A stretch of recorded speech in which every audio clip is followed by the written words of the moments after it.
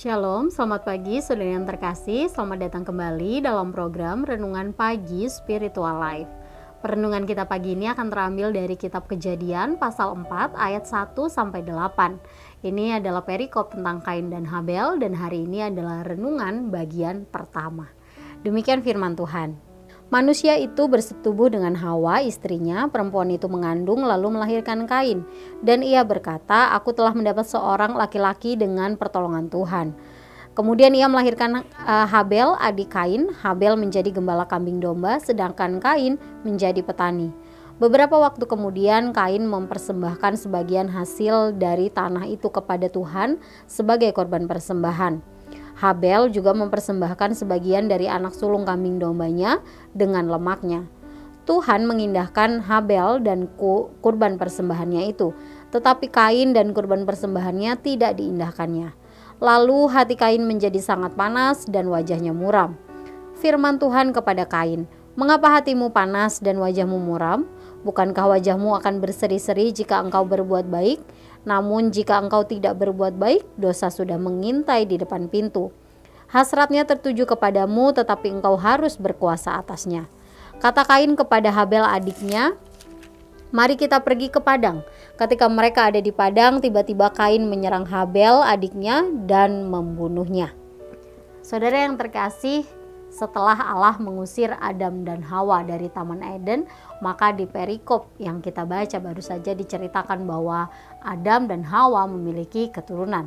Di sini kita akan melihat bagaimana kisah dari dua anak mereka, yaitu Kain dan Habel. Mereka masing-masing mempersembahkan korban bakaran untuk Allah.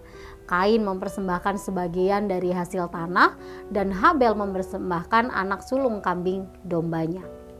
Lalu selanjutnya kita melihat bahwa Allah mengindahkan atau menerima persembahan Habel dan menolak persembahan Kain. Nah, tidak dijelaskan dengan detail mengapa dan bagaimana cara Allah menolak persembahan Kain. Tapi hari ini kita akan fokus untuk melihat bagaimana respon Kain menghadapi situasi tersebut. Dalam ayat selanjutnya dijelaskan bahwa Allah menanyakan beberapa pertanyaan, yaitu kenapa hati Kain jadi panas dan kenapa mukanya muram. Nah, sebenarnya tujuan pertanyaan ini bukan untuk mencari informasi, tapi merupakan petunjuk untuk membantu Kain agar dia lebih memahami dan mengatur perasaannya. Sebab jika kemarahan itu menguasai Kain, maka dosa sebenarnya sedang mengintip di depan pintu. Allah sedang ingin menjelaskan kepada Kain bahwa dosa itu seperti seekor binatang buas yang berhasrat untuk mengendalikan dan menghancurkan dia. Manusia sendiri sebenarnya diberikan kekuatan oleh Allah untuk dapat berkuasa atas dosa. Dengan kata lain, meskipun Kain adalah manusia yang sudah dicemari oleh dosa, tapi dia memiliki kemampuan untuk tidak melakukan dosa. Nah, akan tetapi sayangnya saat kita baca ayat-ayat selanjutnya, Kain mengabaikan peringatan-peringatan yang diberikan oleh Allah. Dia membiarkan dirinya dikuasai kemarahan dan akhirnya dia membunuh adiknya. Saudara-saudara yang terkasih, pergulatan Kain dalam ayat-ayat yang telah kita baca sebenarnya juga sering kali kita alami. Allah biasanya mengingatkan kita melalui berbagai cara. Misalnya suara dalam batin kita atau tanda-tanda fisik tubuh kita. Misalnya jantung yang berdebar dengan kencang, nafas yang terengah-engah atau wajah yang terasa panas ketika kita marah. Hal-hal ini sebenarnya merupakan peringatan bahwa kita tidak boleh dikuasai kemarahan dan akhirnya jatuh ke dalam dosa. Saudara, terkadang Roh Kudus juga mengingatkan kita melalui suara batin dalam hati kita atau timbulnya keraguan ketika kita akan berbuat sesuatu. Nah, dengan pertolongan Allah kita juga diberikan kekuatan untuk dapat melawan dosa. Oleh sebab itu saudara, mari kita terus berjuang untuk hidup kudus dan jangan membiarkan dosa mengendalikan hidup kita. Saudara, mari kita mengambil waktu sejenak untuk merenungkan kebenaran firman Tuhan yang baru saja kita dengar. Saudara, apakah selama ini saudara sering mengabaikan peringatan-peringatan yang diberikan oleh Allah agar saudara tidak berbuat dosa?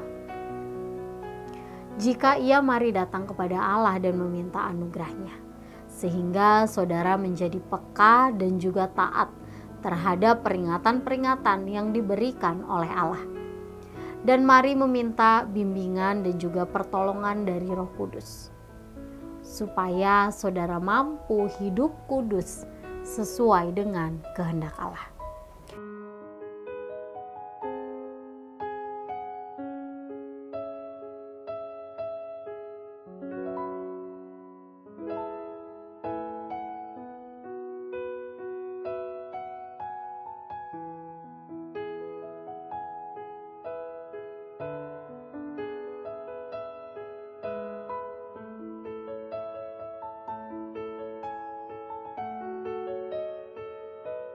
Renungan kita hari ini, mari kita tutup di dalam doa.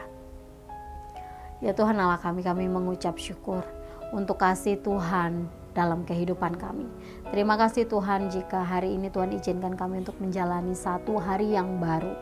Kami bersyukur Tuhan untuk kemurahan-Mu dalam hidup kami.